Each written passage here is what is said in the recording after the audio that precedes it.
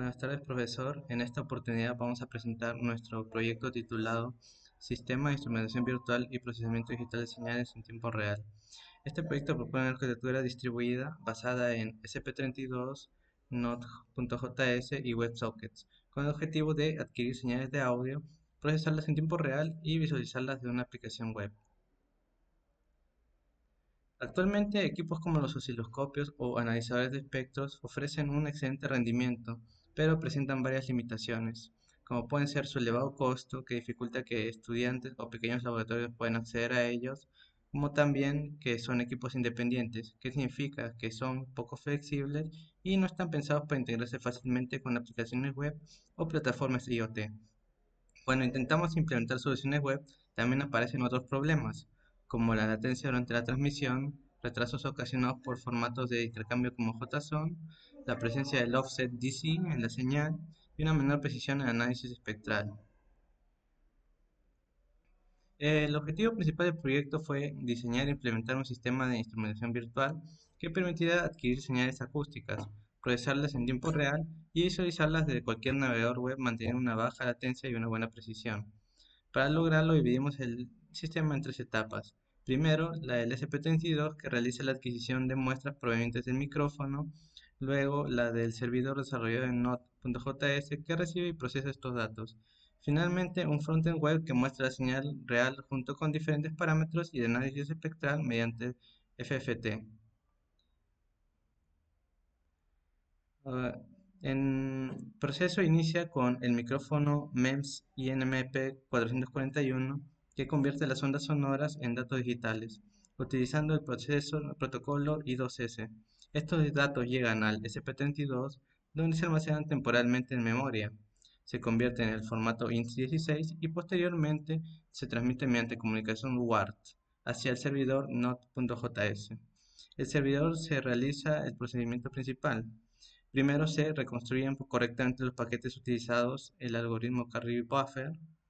Luego se elimina el offset DC mediante un filtro digital, evitando desplazamientos en la señal. Y finalmente la información se envía mediante WebSockets, lo que permite una comunicación bidireccional y prácticamente en tiempo real con la aplicación web. En el frontend se visualiza la señal como un osciloscopio digital y también se obtiene un espectro de frecuencias utilizando la transformada rápida de Fourier. Ahora, con respecto al hardware implementado, utilizamos el SP32 y el micrófono ya mencionado, el INMP 441. Ahora, ¿por qué elegimos el SP32? Porque tiene tres módulos que nos interesan mucho para poder realizar este proyecto, que son el I2S para recibir el audio digital del micrófono, el DMA para almacenar automáticamente las muestras y el UART para enviar los datos al servidor. Ahora con la explicación seguirá mi compañera.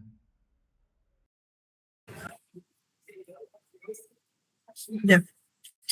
Ahora tenemos el código implementado en el SP32. Primero tenemos la frecuencia de muestreo, que lo primero que se hace es tomar muestras de 16.000 Hz, que significa que el SP32 captura el audio a una velocidad ideal para poder procesar la voz y la música sin sobrecargarse. Gracias a este sistema se puede escuchar e identificar con total precisión cualquier sonido entre de 0 a 8.000 Hz. Luego tenemos el siguiente punto que es el hardware. El micrófono envía los datos de audio en bloques completos de 32 bits, lo que intentar leerlos en un tamaño menor rompería la señal y esto generaría un ruido falso. La forma correcta es capturar el sonido respetando ese tamaño original y leyendo el canal izquierdo. Luego tenemos la limpieza de la señal. Los datos capturados que contiene la música útil en la parte superior y el ruido electromagnético indeseado en la parte inferior. Lo que hacemos es que estos bits matemáticamente se recortamos la basura térmica y solamente nos quedamos con el audio limpio, que serían 16 bits.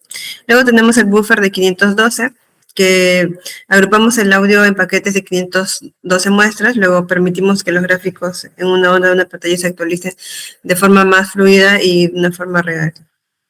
Luego tenemos la tubería de transmisión, que son 460 a 80.000 baudios. Para que estos datos se envíen, que sea súper rápido, se transmite un pulso eléctrico en un formato binario. Luego eso no ocupa demasiado espacio y al configurar la conexión de 468.000 baudios, abrimos un canal digital que toda la información fluye hacia el servidor sin retraso. Siguiente PPT. Luego tenemos el procesamiento del servidor. Tenemos la puerta de entrada, que bueno, en este caso es una conexión serial. El servidor se abre el puerto de 460.000 baudios para sincronizarse exactamente con la velocidad del SP32. Luego seguimos con el ensamblaje de la rompecabezas del carry buffer. Como la computadora recibe estos datos, los fragmentos irregulares, estos actúa como un recolector. Junta estas piezas y arma un paquete de 512 muestras. Luego tenemos la limpieza final, el DC Blocker, que mediante una fórmula matemática, el código elimina cualquier voltaje residual que arrastre la placa física. Esto se centra en la onda de sonido perfectamente en cero para que el osciloscopio no dibuje una onda chueca. Luego tenemos la transmisión a la pantalla WebSocket. Con el paquete de 512 muestras listos y limpios, el servidor usa socket.io para dispararlo instantáneamente al navegador. Esto logra que la interfaz grafique la música en tiempo real y sin latencia. Siguiente PPT. Luego tenemos el procesamiento en el front-end. Primero tenemos el Zero Crossing, que es el ancla visual. Es el sistema de sincronización del osciloscopio, el trigger. El código analiza los datos y luego busca el instante exacto en que la onda cruza un valor negativo a uno positivo, o sea, el cero. Al navegar a la pantalla y empezar a dibujar siempre desde ese mismo punto, logramos que la gráfica se vea completamente estable y así se elimina un parpadeo o el efecto que la onda camine por la pantalla. Luego tenemos el siguiente punto, que es el cálculo de los parámetros. Ese proceso donde traducimos los números digitales a medidas eléctricas reales en voltios. Recorremos el bloque de audio para encontrar los extremos de la onda BPP, que es voltaje pico a pico, calcular la energía efectiva de la señal, que es el BRMS, y luego determinar su punto de equilibrio, el voltaje promedio.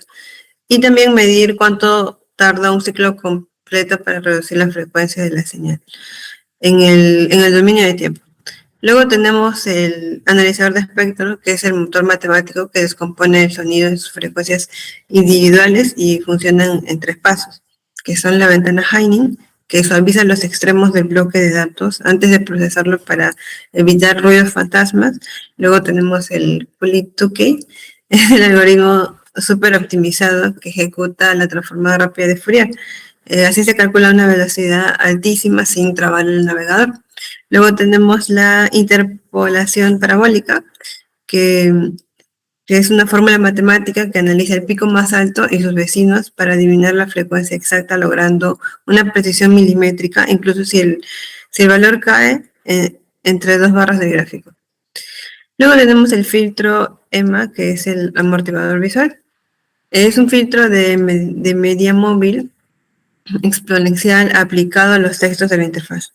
Como el audio cambia miles de veces por segundo, si mostramos los números crudos saltarían tan rápido que serían inelegibles.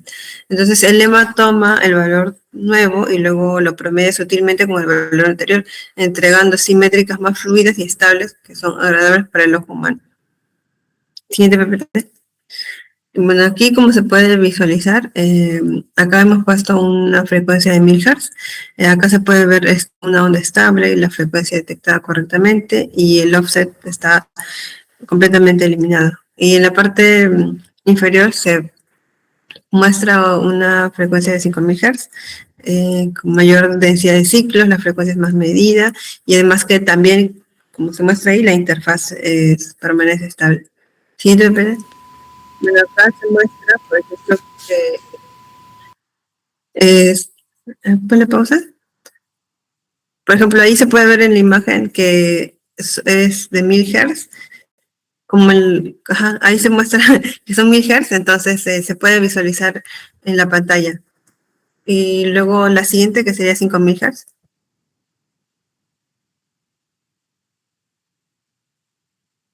Ahí también se puede visualizar cómo capta el sonido y cómo lo muestra, ¿no? Como ya se explicó.